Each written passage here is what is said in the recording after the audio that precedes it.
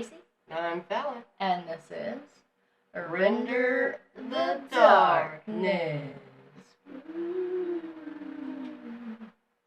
Alright. Fun fact. Fallon's hair looks crazy. Second fun fact. And I actually didn't know this, which is why it's a fun fact for me as well today. But during World War I, they would actually use garlic as an antiseptic when they were running short on actual antiseptic. I know garlic does help a lot of things. There's a lot of medicinal purposes for garlic. I think it's like it can help with like antibodies. It can help with viruses. It's got some kind of like antioxidant properties. Like there's all kinds of health benefits from garlic. But I thought it was interesting that way back at that time they knew that they could use garlic as a kind of like a substitute for actual antiseptic. Yep. So interesting. Pretty cool. Without further ado, take it away. Okay, so this case is out of our 50 state series out of Indiana. I'm going to warn you from the start that this case does talk about sexual assault and the murder of Madge, hopefully I say this correctly, Oberholtzer, and how it played a huge part in the fall of the second incarnation of the Ku Klux Klan. Oh, you just got all kinds of warnings up in this one. Yeah, so if you want to skip this episode, we completely understand. We'll see you on the next one. So let's go ahead and get into it. So Madge Augustine Oberholtzer was born on November 10th, 1896 in Clay City, Clay County, Indiana. She grew up in Indianapolis, and her dad worked for the post office, and the family went to the Irvington Methodist Church. She went to Butler College in Irvington and studied English, math, logic, and zoology.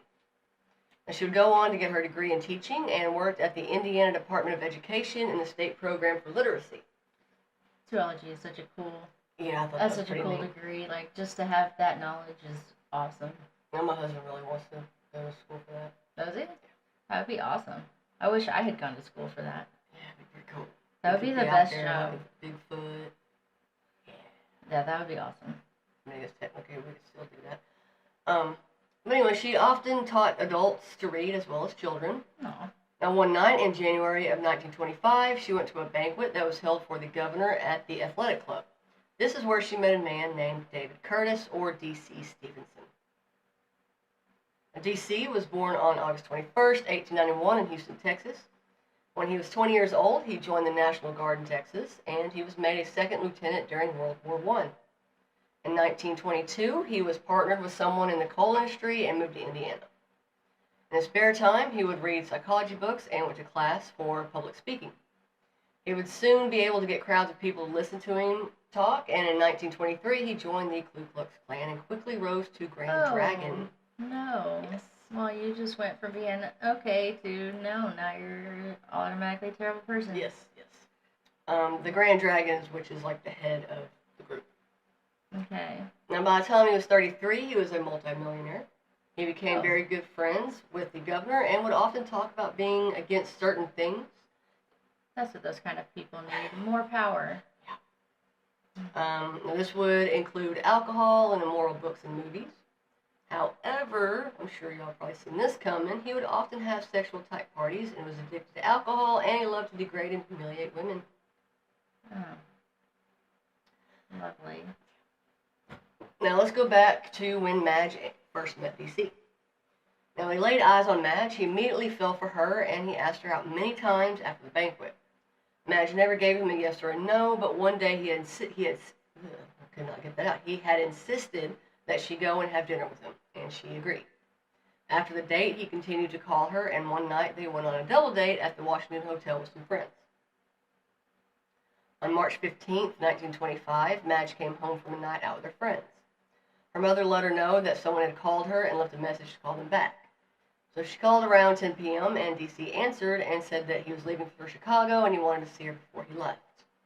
He told her that he was unable to leave, but he would send someone over to pick her up. He lived only about 2 or 3 blocks from her, so she agreed and waited. I don't like where this is going. Now, a little while later, a man came that she had never seen before, named Mr. Gentry. And he said that DC had sent him to take her to his place, and the two left walking to his house. Now, as soon as she was in the house, she noticed that DC had been drinking. His driver Shorty came into the house soon, followed by a man named Clink or Sick. Now, Madge said, quote, "As soon as I got inside the house, I was very much afraid." Uh-oh. She then noticed that she was the only woman in the home and that DC's housekeeper was gone too. Now, the men took her into the kitchen where some drinks had already been prepared. Now, she would tell them that she didn't want anything to drink, but they forced her to, and she drank, quote, 3 small glasses of the drink. This made very ill and dazed, and I vomited. Now, shortly after, he had asked her to go to Chicago with him, but she didn't want to. She wanted to go home, but he wouldn't let her leave. The men then took her upstairs to DC's room and had everyone but her take a gun. Now, Gentry was ordered to reserve a room at the Washington Hotel. When they got to the hotel, Shorty was the only one allowed to get out of the car, and when he came back, they headed to the train station. Now, after they got onto the train, Gentry got into the top bunk, and DC then grabbed Madge and pulled her dress over her head. And this is where it's going to get a little ew. She tried to fight, but the drink that they forced her to consume was taking effect. He stripped off all of her clothes and pushed her to the lower bunk.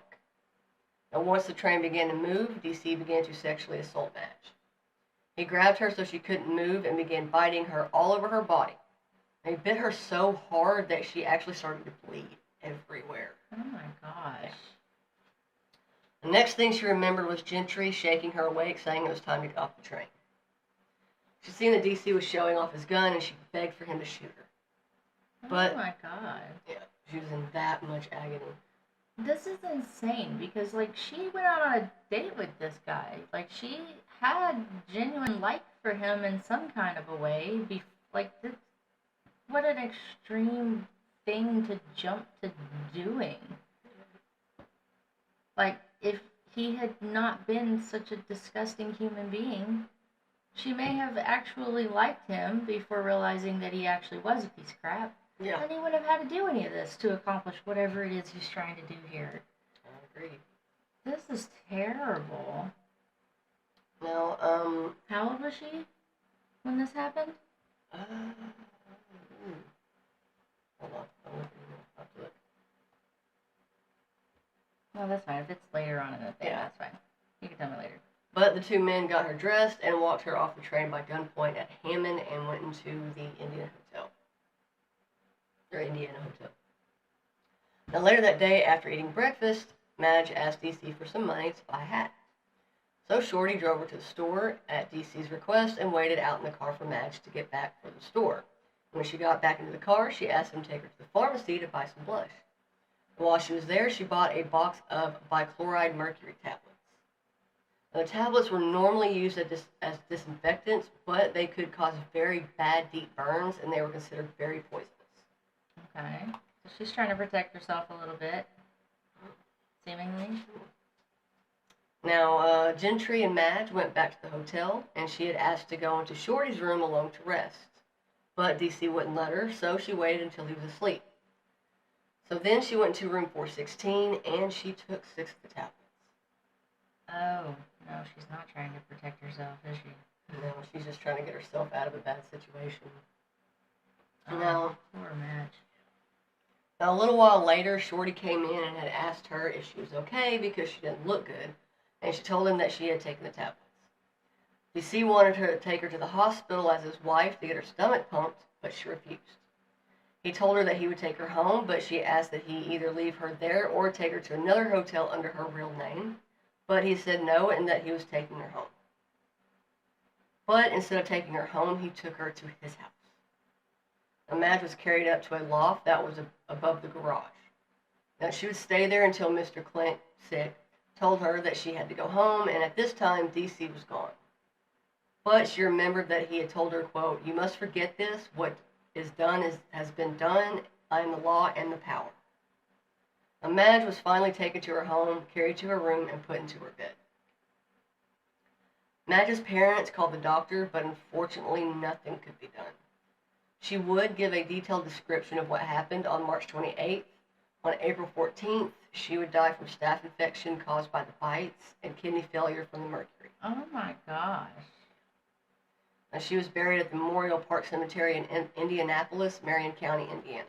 Now, on April 13th, 1925, D.C. was indicted on sexual assault, kidnapping, assault and battery with the intent to murder, and malicious mayhem. Gentry and Klink were charged with first-degree murder and conspiracy to commit kidnapping. D.C.'s lawyer claimed that Madge had unalived herself and that his client had no idea that what he had done would cause her to do that to herself. Mm-hmm. Now, the doctor who had examined Madge claimed that the wounds were bad enough to have killed her because the infection had reached her lungs and kidneys. The prosecution claimed that if she was taken to the hospital and she had actually received medical attention soon after her illness, there was a good chance she would have survived. During the closing statements, the prosecutor said that all three of the men should be given the death penalty by electrocution. Agreed. Now, D.C. Sorry. D.C. was found guilty of second-degree murder, sexual assault, and kidnapping, and was sentenced to life in prison. The other two men were acquitted. What? Yeah, I don't know why. But Well, yeah, I don't understand that at all. Maybe did she, when she was like explaining what happened, did she say all of them, or did she just say what DC did? no, she, like, because in the show notes, is one of the references, is her declaration that Okay. she said the entire thing before she passed away. Okay. And she named them all. Well, I mean, good for her trying to. Yeah. Now, the attack on Madge made a lot of the members of the Indiana Klan upset, and thousands of people left the group. And tens of thousands of people left the group. Now, the crime destroyed the Indiana Klan, with it losing 178,000 members. Good. D.C. was denied a pardon in 1926, but he started naming some pretty big names that accepted bribes from the Klan. There was an investigation, and quite a few high-ranking people, including Governor Edward Jackson, were indicted. Now, others, when faced with the charges, would resign. After the corruption was revealed, it also helped destroy the Indiana Klan as well, and the number of members was now at 4,000 in 1928, way down from 250,000 in 1925.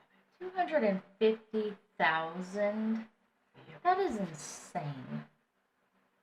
That's a lot of What is bad wrong people. with people?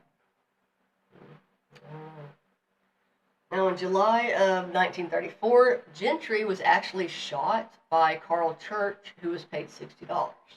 Today, that would be $1,439.40 by a woman named Carrie Gill. Now, Church was more than happy to do it because Gentry was treating Gill badly. He would also state that he should have been killed a long time ago. Gentry had been arrested many times and was always let go because none of the witnesses wanted to testify because they were scared. Church would be sentenced to life, but in 1942, Governor Julius P. Hale made him eligible for parole, and he was released in 1944. Why? Church? I guess because he didn't think killing Gentry was that bad of a thing. I'm guessing. I don't know. I wasn't there. I mean, Gentry did let some pretty bad stuff happen, but a murder is murder. Yeah. Now, on March 23rd, 1950, D.C. was paroled, but was sent back to jail for 10 years in 1951. He was paroled again on December 22nd, 1956, with the stipulation that he had to leave Indiana and never go back. In 1961, in Tennessee, at the age of 70, D.C. was arrested on charges of sexually assaulting a 16-year-old. Oh, God. But the charges were dropped due to insufficient evidence. Of course they were. Now, in 1966, in Jonesboro, Tennessee, D.C. died of a heart attack and was buried at the Mountain Home National Cemetery in Mountain Home County, Tennessee. So that is the case of the murder of Madge, hopefully I say this correctly again, Oberholtzer. And I know I didn't actually put the, I can't think. Her age? Yes. My mind just went. It's okay. But I will find it right now, because That's okay. I I want to say she's like 28 though. She was pretty young. Yeah, 28. Aw, she's pretty.